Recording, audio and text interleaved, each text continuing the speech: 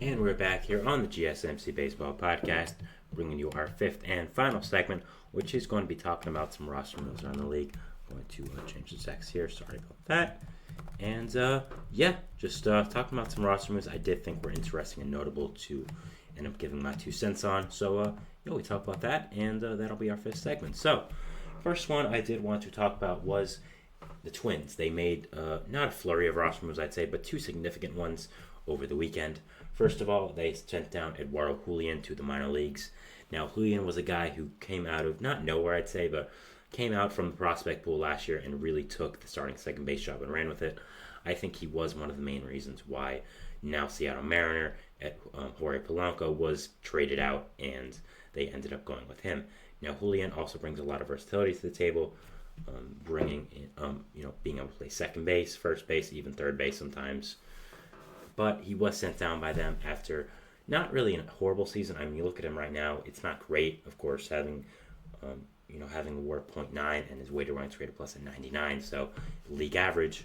But he started off really well. Got into a cold stretch recently, going into a really hard slump. And I think it's really more of the Twins kind of sending him down a little bit while they get this infield kind of retooled with Royce Lewis coming back. It is going to be interesting to see what they do. So I think with Julian in a slump and Royce Lewis coming back, they needed a roster move, and sending Julian down for a little bit to kind of get himself back where he needs to be, slump-wise and hitting-wise, I think is a good move and was a good job by them. So, yeah, it is unfortunate that he was sent down, but I expect him to be that backup, and I think he's a really good player for this Twins team and is a big part of their core. Now, bringing back Royce Lewis for this Twins team is something that is a big news for them, and I'm very excited about.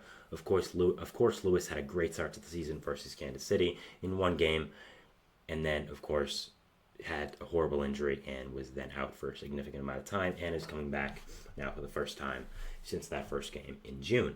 Now, I think Royce Lewis brings a lot to this Twins team. Of course, I mean, he's a power-hitting second baseman. Of course, a former high first-round pick for the Twins, and really broke out last year in the playoffs against the Blue Jays, having an insane run there, hitting a lot of home runs, and just being overall great. And we kind of saw what his potential finally was and how good he was doing. And looking at the next year, Twins fans got very excited. This is a younger guy who could fill in the infield and create a really great middle infield with Carlos Correa for the significant future. And first game, we saw that with Royce Lewis. He's hitting the ball really well, was doing a great job, and then the crushing news came of his injury, and he was going to be out for a little bit. But you get him back now. He's going to be in that middle infield, sharing time with Carlos Correa, and that should be one of the better middle infields in baseball, and I'm very excited to watch it. Should be a lot of fun, and I'm still high on this Twins team. I still think they're the best team in that division, even with the Royals and Guardians playing that well. Very excited to see what does end up happening with them, and yeah. And again, it is going to just be interesting to see what happens with this Twins team now, with Julian going down and Royce Lewis coming back up. We'll see when Julian does come back up. I think it should be rather soon, but we'll have to end up see. Next, we have the Orioles promoting Connor Norby from AAA. Norby was one of the Orioles' top prospects. Of course, the amount of prospects they have in that system is just absolutely insane. I mean, the amount of talent they have there is just, it's, oh my goodness. I understand how bad they've been for a number of years, which is why they have all this talent. But at the same time, just the way they keep calling up people and just it seems like an endless supply of talent is insane. Norby is 23, another young, talented middle infielder in this Baltimore system.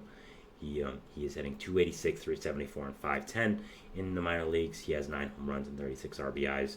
He will be in Toronto for Baltimore, playing Toronto there. Will probably be playing middle infield. I assume will be the second or third baseman for this team, and it'll be interesting to see what the lineup does look like now for Baltimore and what is going to end up happening with them. We do have the lineup for them. It came out around an hour ago. He is batting ninth and playing second base, so it seems like that is going to be the lineup for a little bit now. You, of course, have an infield now of Ryan Mountcastle, Connor Norby, Jordan Westerberg, Gunnar Henderson, an amazing infield. So much young talent there, and it's so good, just incredible right now. So this Orioles team is just insane with all the amount of talent they have, all the young talent, all the good young talent as well.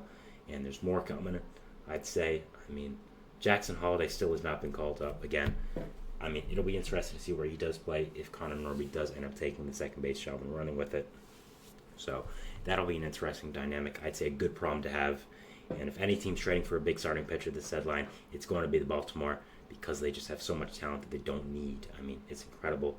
They also have Samuel Basallo in this organization, who's the number 13 prospect in baseball according to MLB Pipeline. He's a catcher, so I don't know where he is going to play, considering they have Adley Rutschman, and he's also an incredible talent. Basallo, 19. I think he could be a big part of a trade somewhere. Maybe he doesn't. Maybe they don't see him as a catcher long term, and he'll end up playing first base, the outfield, or something. I think that's likely, but just the amount of talent this team has is incredible. Colby Mayo is still here as well. Heston Kjerstad is still there as well. So just incredible what they have in this organization, and incredible for the future. So exciting if you're an Orioles fan. And this is what you get when you're bad for this amount of time. So this Orioles team is incredible, and you see the jersey right there. Can't point to it there. Nope. You see it in the background, the Orioles jersey. So that was fitting for today. And very exciting team, and be interesting to watch them in the future. Now, the last one I did want to talk about was Henry Davis. Now, we're talking about top prospects. Well, let's talk about a former first overall pick in Henry Davis. Of course, Henry Davis was a former first overall pick for the Pittsburgh Pirates. He's a catcher and is back up. Was starting the season on the MLB roster for the Pirates, but did end up struggling a bit and was sent down. Now, the Pirates have a lot of catchers on this team. Also, you have Joey Bart, who you traded for from San Francisco, a former second overall pick as well. So a lot of talent in that room, who's done really solid since coming to Pittsburgh.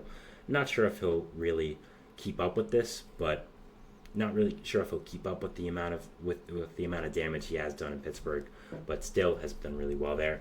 Yasmani Grandal, who's also a nice veteran signing for Pittsburgh, and then of course you have Enny Rodriguez, who is hurt for the rest of the year and will probably be back next year. But a lot of talent in this Pittsburgh catching room. It'll be interesting to see if Davis does stay a catcher in the future. But yeah, very interesting to watch Henry Davis being called back up. I think this is a guy with a lot of talent, of course, from former first overall pick, so he does a lot of hitting talent with him, and I'm very excited to watch him, and very excited to see what does end up happening with him being called back up. Very excited to see if he can end up taking his opportunities and running with it. I'm really excited to watch him. I think he's a really great talent. I still do believe in him, even though he hasn't been that great with Pittsburgh.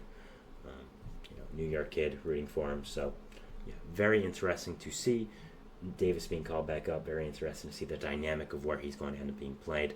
I think him being a catcher long term is up for discussion, but I think really it's the bat they're looking towards with Davis, and with him being called back up, I think he has to take these opportunities and run with it, with the hitting, and yeah, going to be interesting to see what does end up happening here. So, yeah, very interesting to see him being called back up with Pittsburgh, and will be fascinating to see what does end up happening here with this team. So yeah, that is the end of our show today, guys. I want to thank you so much for watching. Remember to like, subscribe, hit notification bell to not only get notified when I upload, but all the other great content creators on this channel do. We invite you to follow us on Facebook, Twitter, TikTok, and Instagram for more content and updates. Anywhere you can get updates on us. It's a beautiful day outside. Enjoy it. We'll see you at baseball tomorrow.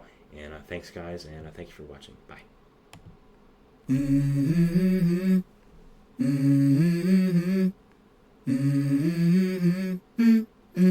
Let's go.